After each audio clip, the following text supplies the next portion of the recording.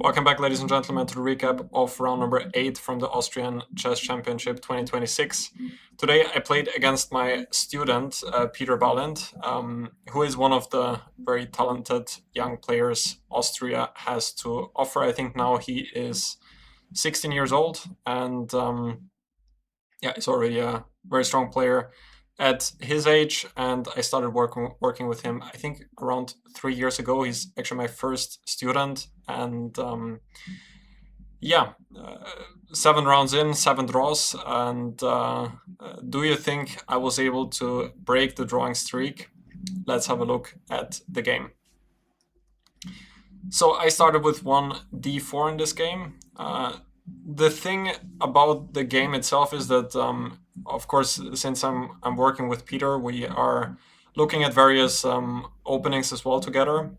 So I know his repertoire quite well. At the same time, he also knows my repertoire quite well because I give him the recommendations, which of course I also play myself as well. And the good thing is I know what he plays. The bad thing is that I know that the lines which I'm giving to him are also good. Which made the preparation quite challenging. Eventually, I decided to play the Catalan, and it did surprise me a little bit that he just played this line with a5, which I actually showed to him, and I made a course on this line as well for Modern Chess. I had one game here against Gabriel Sargsyan.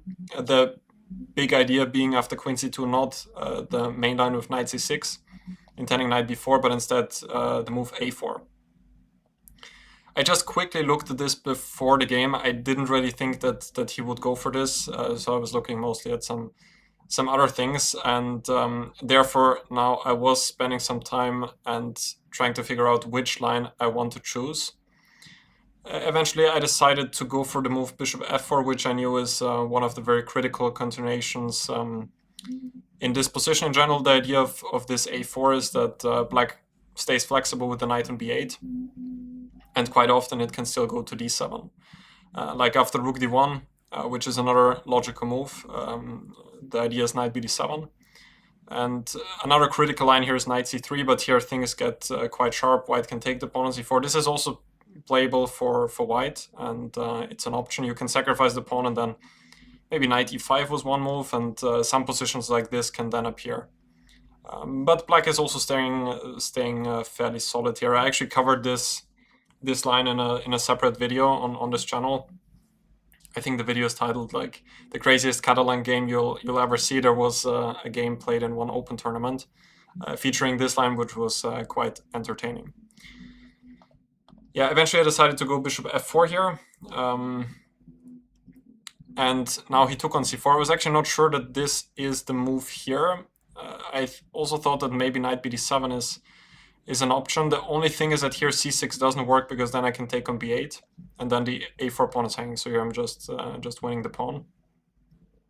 There was another line which I thought was quite interesting. I checked this also as well, and then bishop f4. And now the idea is that black can actually go for c6 and sacrifice this pawn, and gets pretty good compensation here. I think they can play something like even a quick h5, h4 in combination with knight e4 was possible. Yeah, this is another direction white can go in, but I knew that bishop f4 is critical. I'm actually not sure what I would have done after knight bd7 immediately. Maybe knight bd2 now could be an option.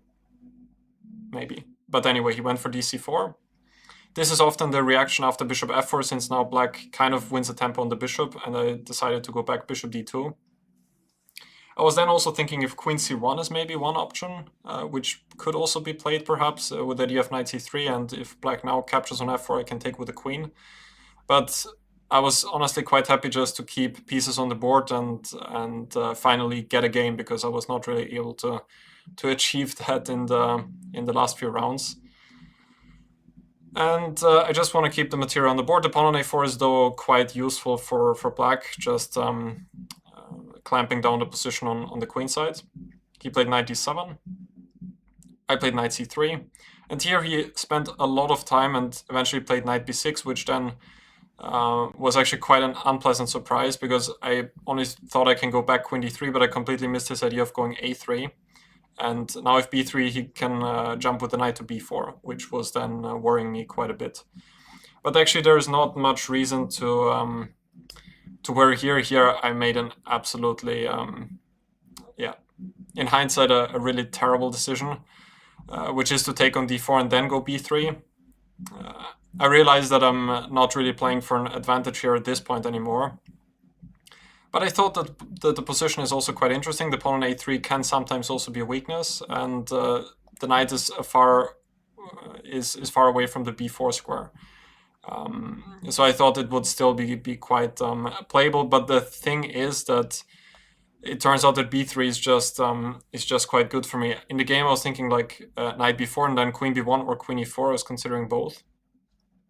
Here I even thought that he could go f5, and then in this position I was just, I think, completely misevaluating the position. It was really worrying me that this knight is on b4, but I quickly checked this after the game. I think the engine just plays like this on rook d1, and claims that everything is good for white. In the game, I think I even still saw that, and after queen f6, it was not really clear to me. I'm still not entirely sure now what is the idea for white. But still, this bishop on c8 is out of the game. However, if he gets bishop d7, bishop c6, then he must be doing really, really well. So yeah, I'm still not sure here what exactly is the idea. It is perhaps more logical just to go back immediately queen b1, and then after c5, I think now taking on c5 and then rook d1. Yeah, this is what the computer was showing. And now at least I also have the option of knight e4, so this is a more sensible way of playing. And I'm actually not sure now in hindsight why I didn't just go for that. If he doesn't play c5, then I'm probably going to go knight e4 next, and then maybe even take on b4. And white should actually have a pretty pleasant position here. But okay, at this point, it's not really a surprise anymore that I'm not in the best shape in this tournament. So I made this decision. I also didn't want to spend a lot of time in general. I just wanted to play a bit faster this game, just not to run into any time trouble. So I went for this. He went g6, fairly logical, preparing bishop f5. I didn't think it was necessary to go for that yet, but I also think it's a good option. Now I played for bishop c3 and then queen d2 with the idea to go bishop b4 next. Here I think he played a pretty good move, knight c8.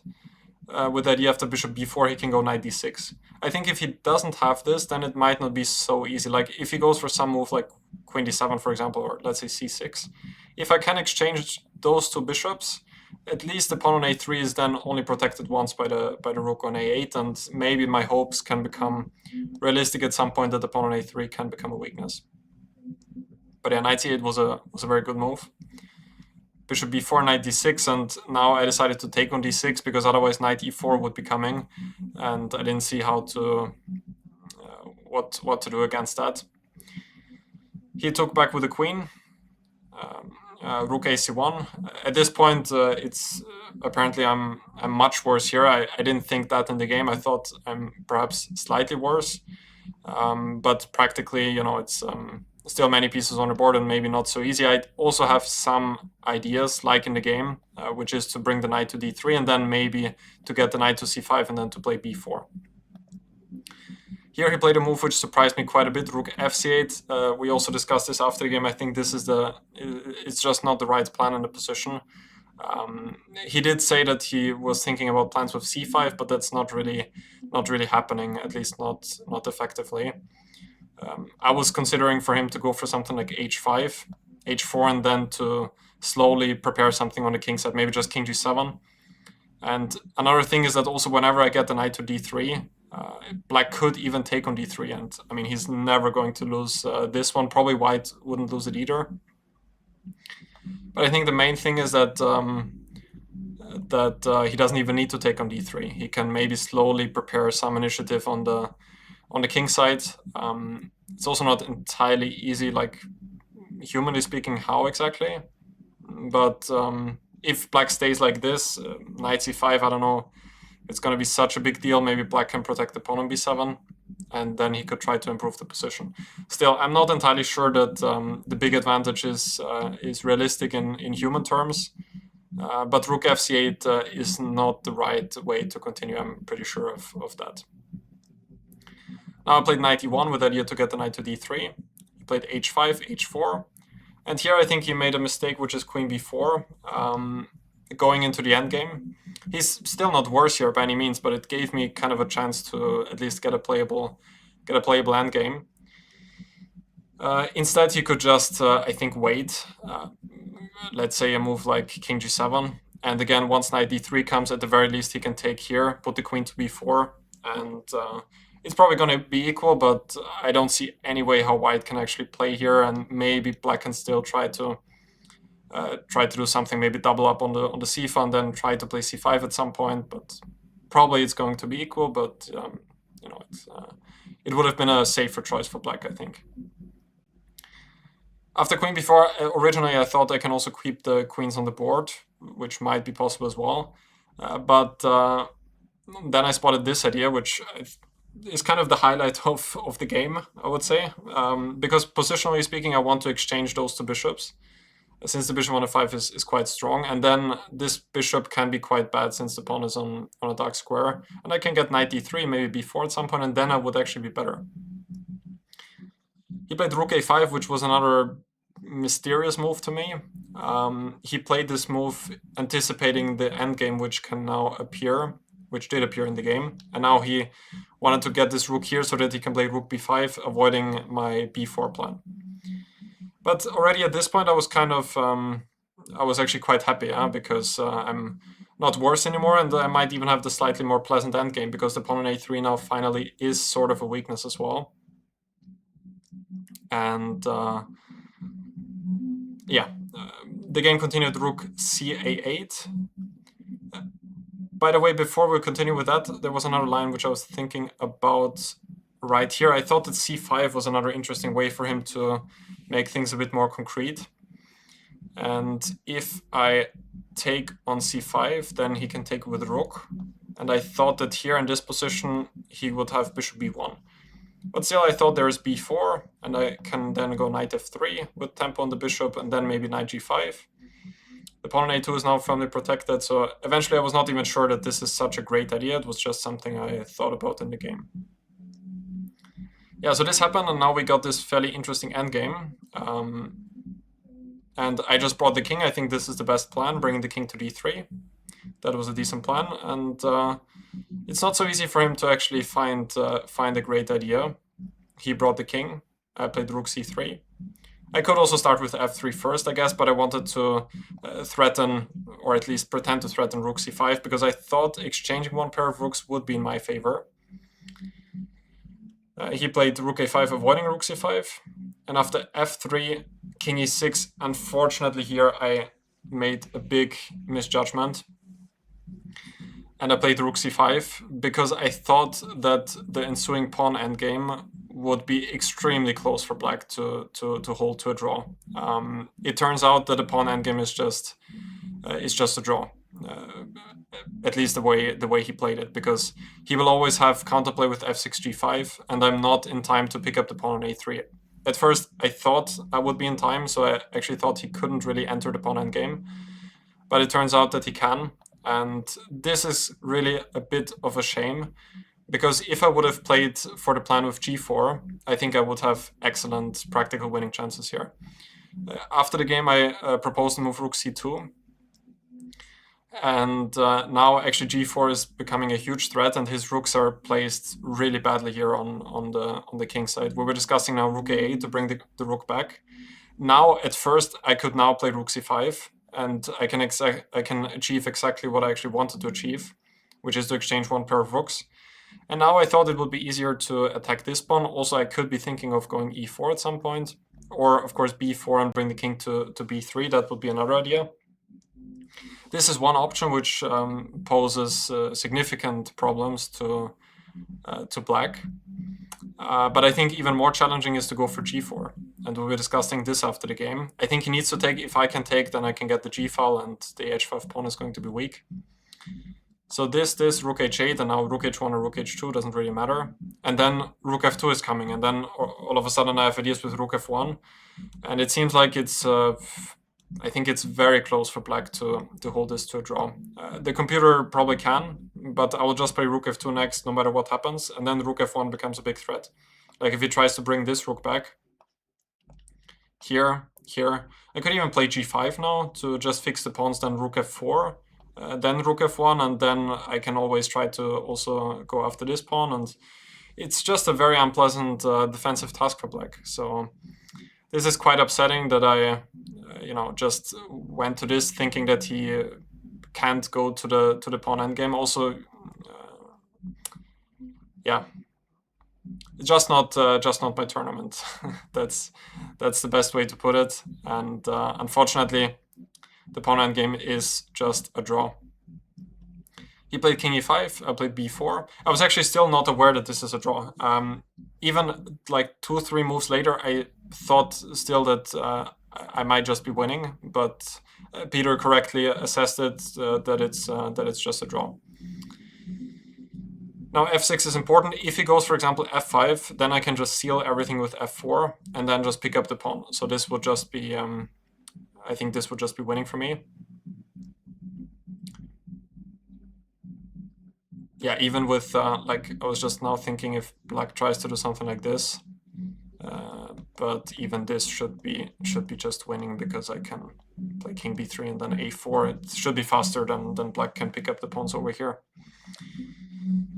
Yeah, but he played f6. I played king c3. Another thing I was at first thinking that it might be winning is g4. And if he now goes back, then I think I can... Yeah, then I can reach this type of pawn endgame with those g-pawns being exchanged. And now I think... Is it winning here? Actually, might not be the case either, because if king c3, king e5, and if king b3, then always f5 is coming with counterplay with f4 next. But the thing which then really bothered me was that he can take on g4 and then play f5, and I thought that I might just be lost here.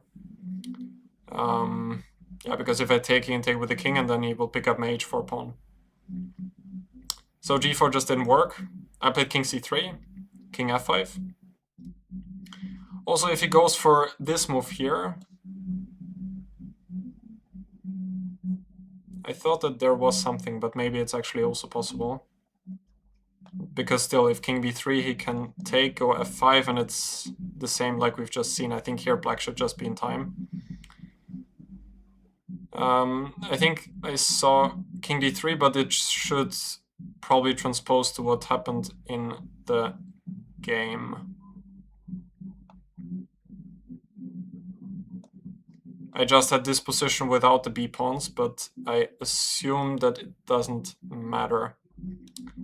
So probably black can even start with g5. He started with king f5, king d4, g5. It's funny that the engine now says plus 0.1, but I don't think that that's the case. I think it's just a complete draw. I played b5.